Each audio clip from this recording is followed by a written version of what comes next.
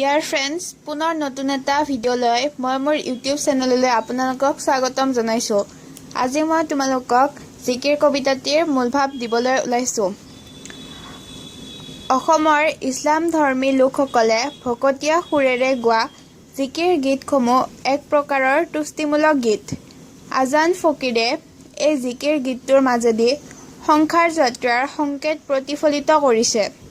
জীৱনৰ প্ৰতিটো খোজতে আমি সচেতনভাৱে খোজ দিব লাগে। মানৱ দেহ ক্ষণস্থায়ী। এই ক্ষণস্থায়ী দেহক লৈ অহংকাৰ কৰাৰ কাৰণ নাই। হে দয়াৰ স্বামী, মোক মায়াৰ সাগৰ পাৰ কৰাক। মোৰ মন প্ৰাণ আল্লাৰ নামত অৰ্পিত।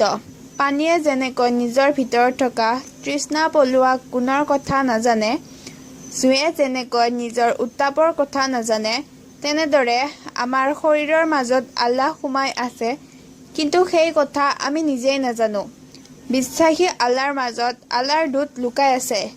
ইছলাম ধৰ্মীৰ পবিত্ৰ ধৰ্মস্থান মক্কাত জীৱই আল্লাহক লগ পাবৰ বাবে ভিৰ কৰে যদিও মায়াৰ বাবে লগ নাপায়। সজাৰ ভিতৰত মইনা চৰাই আবদ্ধ হৈ থকাৰ দৰে আমাৰ দেহৰূপী সজাত জীৱ আবদ্ধ হৈ আছে। জীৱ দেহত থকালৈকে আমি জীৱন্ত। সজাৰ পৰা মইনা অৰ্থাৎ দেহৰ পৰা জীৱ ওলাই গ'লে সংসাৰ বন্ধনৰ পৰা জীৱই মুক্তি পায়।